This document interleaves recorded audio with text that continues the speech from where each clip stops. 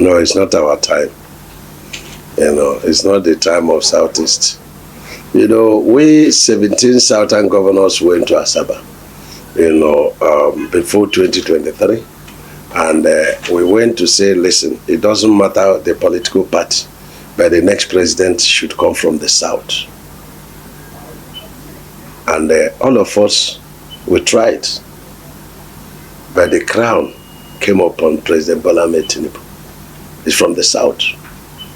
And so it is wrong for the Southeast to come and say, it is their turn. No, he has to finish the 8 years. The 8 years he took is for all of us, both the South and the North.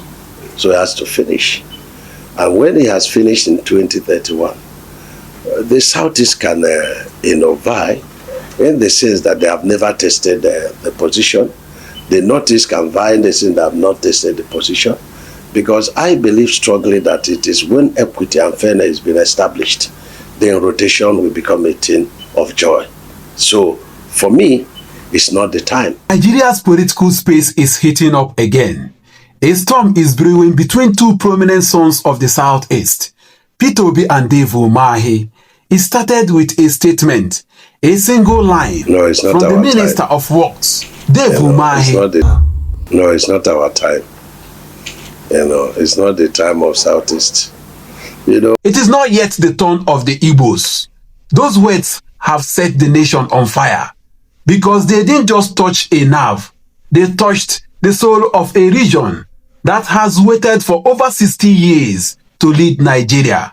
Umahi says it's Tinubu's time. But Peter Obi's Thunderous reply has left Nigerians asking, who really decides Nigeria's next president? The people or the political elites?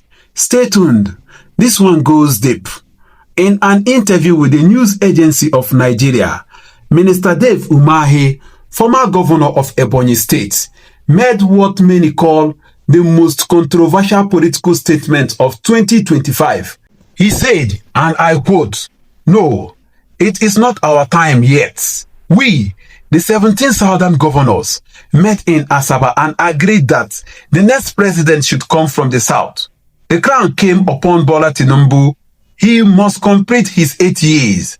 After 2031, maybe then the Southeast can try." To some, Umahi was showing royalty. To others, it sounded like surrender. A man publicly telling his people to stand down even before the battle begins. He didn't stop there. Umahi went on to praise President Tinubu's administration, saying the president has treated all regions fairly, especially the Southeast. He listed major projects: the Enugu-Onitsha Road, the Port Harcourt-Aba Umuahia-Enugu-Dual Carriageway, the Abakaliki-Benue Boundary Trans-Sahara Road, and said Tinubu's fairness should be enough reason to support him for a second term. But Nigerians were not buying it. On social media, hashtags like #NotIgboTurn and #LetTheVoters began trending. Many accused Umahi of dancing to the tune of power, not to the pulse of the people. Peter Obi remained silent. For days, he didn't say a word, and that silence grew louder than any press conference. Analysts began to wonder, would Obi respond at all? Would he confront Umahi directly? Or would he take the calm, calculated route he is known for? As one political commentator put it, Obi does not shout, he strikes with words. And when he finally replied, through his aide, Dr. Yunusa Tanko, he did just that. A thunderous, surgical response that shifted the debate from politics to principle. Obi, speaking through Dr. Tanko, said, it is a democratic setting and it is the people who will decide who becomes the next president, not any individual.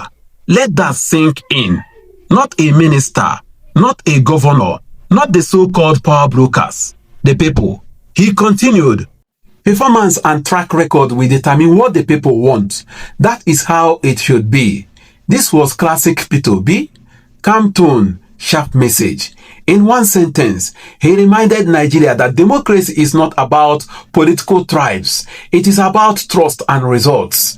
To understand Peter Obi's reply, You must understand his philosophy.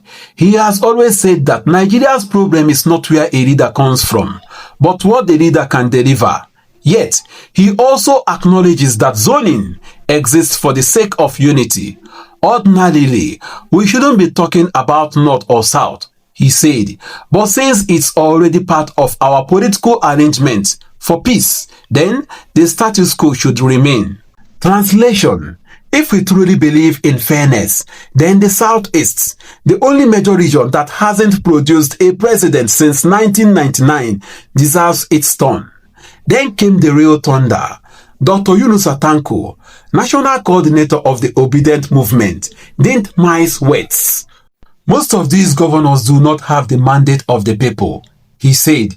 They are desperately chasing funds from the APC government as a calout, but when the chiefs are down, the people will show their anger. He described the wave of defection to the ruling party as a political scam, saying, money and intimidation will not change voter loyalty in 2027. The Obedient movement is not just a party, he said. It's a conscience, and consciences cannot be defect. That line, consciences cannot be defect, has become a rallying cry online. Analysts say this is no ordinary disagreement. It is the opening shot of the 2027 political war. Umahi represents the elite bloc, loyal to the presidency, playing the long game, securing influence. Obi represents the grassroots bloc, loyal to the people, demanding accountability.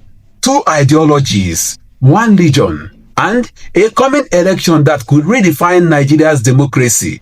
Meanwhile, voices from the APC say Umahi is only being pragmatic.